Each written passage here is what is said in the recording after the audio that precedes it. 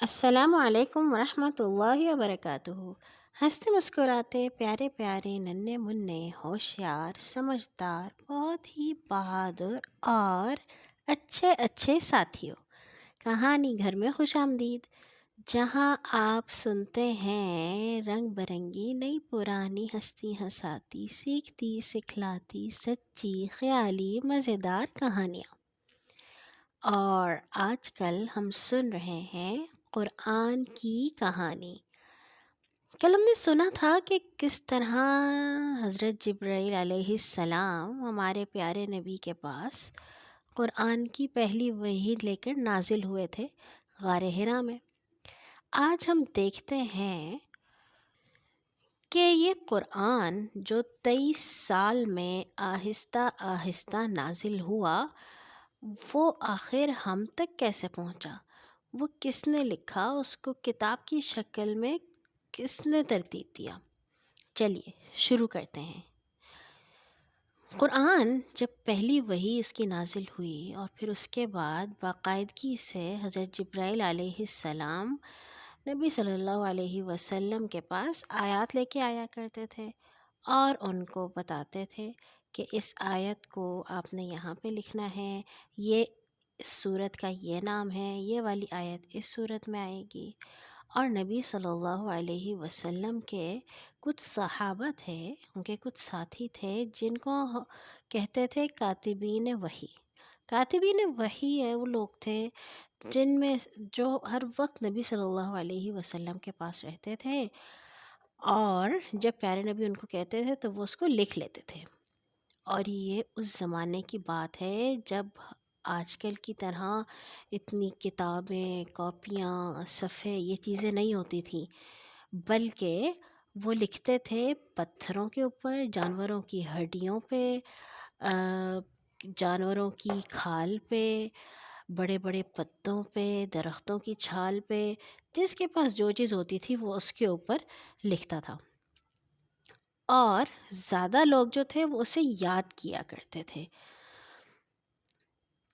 نبی صلی اللہ علیہ وسلم اپنے صحابہ کو کہتے تھے کہ آپ نے یہ والی آیت یہاں پہ لکھنی ہے اور اس صورت کا یہ نام ہے۔ اس کے بعد کیا ہوا کہ جب نبی صلی اللہ علیہ وسلم کی وفات ہو گئی، وہ اللہ تعالیٰ کے پاس چلے گئے، تو خلیفہ بنے ان کے بہت ہی اچھے ساتھی اور صحابی حضرت ابو بکر صدیق رضی اللہ تعالیٰ عنہ۔ حضرت ابو بکر صدیق جب حکومت کر رہے تھے تو اس وقت بہت سارے لوگوں نے یہ کہنا شروع کر دیا کہ ہم تو اللہ تعالیٰ کے نبی ہیں، حالانکہ پیارے نبی نے یہ کہا تھا کہ میرے بعد اب کوئی نبی نہیں آئے گا، لیکن کچھ ایسے لوگ تھے انہوں نے کہا کہ نہیں، ہم تو اللہ تعالیٰ کے نبی ہیں اور ہماری بات مانو۔ حضرت ابوبکر صدیق نے ان لوگوں سے جا کر جہاد کیا۔ ان میں ایک آدمی تھا، اس کا نام تھا مسیلمہ الکذاب۔ مسیلمہ الکذاب جو تھا اس نے کہا کہ میں ہی اللہ تعالیٰ کا نبی ہوں اور میرے پاس جبرائیل بھی آتے ہیں اور مجھے قرآن بھی پڑھاتے ہیں، اور اگر کوئی میری بات نہیں مانے گا تو میں اس کے ساتھ جنگ کروں گا۔ حضرت ابوبکر صدیق نے بہت سارے صحابہ کو اکٹھا کیا اور کہا کہ اس آدمی کے پاس جائیں جس کا نام مسیلمہ ہے، اور جا کے اس کے ساتھ جہاد کریں تاکہ وہ جھوٹ جو بول رہا ہے اس کو ہم ختم کر سکیں۔ وہ جنگ جو ہوئی تو اس میں مسلمان جیت تو گئے، لیکن بہت سارے صحابہ شہید بھی ہو گئے، اور ان شہید ہونے والوں میں 70 صحابہ ایسے تھے جن کو قرآن بہت اچھی طرح یاد تھا۔ جب ایسا ہوا تو حضرت ابوبکر صدیق اور باقی لوگ بہت پریشان ہو گئے۔ انہوں نے کہا ابھی تک تو ہمارے پاس قرآن اس کی کوئی کتاب موجود ہی نہیں ہے، اور اگر ایسے ہی لوگ شہید ہوتے رہے تو قرآن پھر کسی کے پاس بھی نہیں ہوگا۔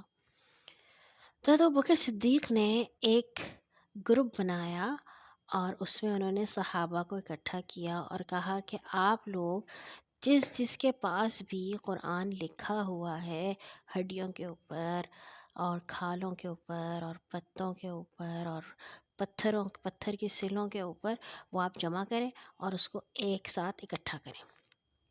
تو وہ جو صحابہ تھے جن کے گروپ لیڈر تھے زید بن ثابت.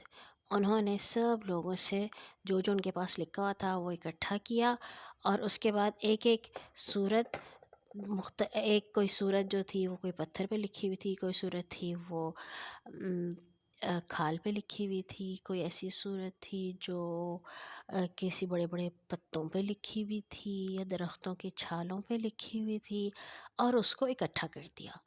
لیکن یہاں پہ بھی صورتیں جو تھیں وہ ترتیب سے نہیں تھیں.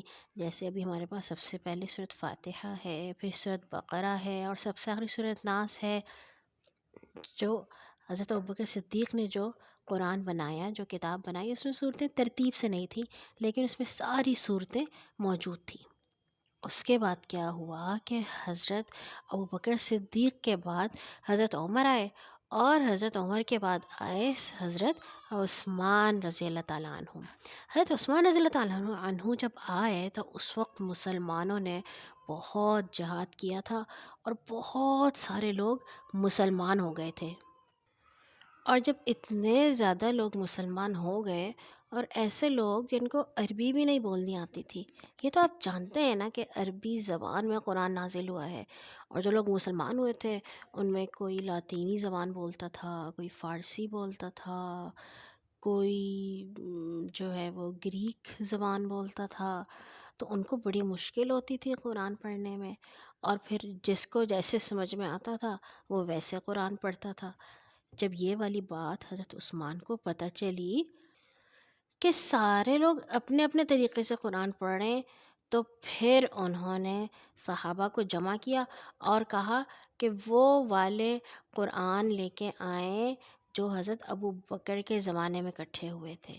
پھر اس کے بعد اس میں سے انہوں نے کئی ساری اس کی کاپیاں تیار کیں اور سارے لوگوں کو بھیجی.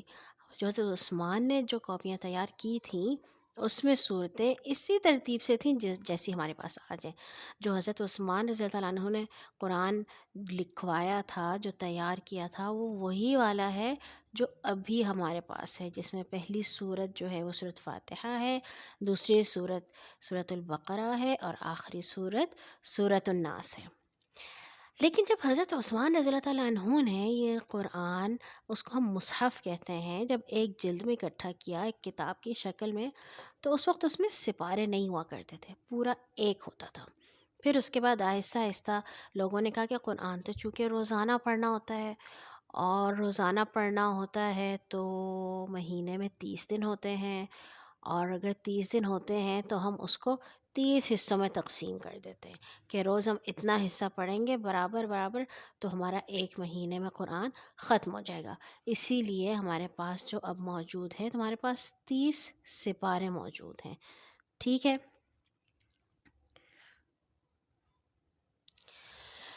تو ننھے ساتھیوں، اس کا مطلب ہے کہ قرآن کے اس شکل میں آنے تک جیسے ہمارے پاس آج موجود ہے، اس کے 3 مراحل تھے، اس کے 3 لیولز تھے.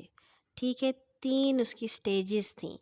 سب سے پہلے نبی صلی اللہ علیہ وسلم کے زمانے میں جب لوگوں نے قرآن یاد بھی کیا اور لکھا بھی، پھر حضرت ابوبکر نے اس کو اکٹھا کیا، اور پھر حضرت عثمان رضی اللہ تعالیٰ عنہ نے اکٹھا کیا. آج کے لیے اتنا ہی. کل سے ہم شروع کریں گے انشاءاللہ تعالیٰ کہ پہلے سپارے میں اللہ تعالیٰ نے ہمیں کون کون سی کہانیاں سنائی ہیں. سونے سے پہلے اپنے لیے اور تمام مسلمانوں کے لیے دعا کرنا مت بھولیے گا. اللہ حافظ.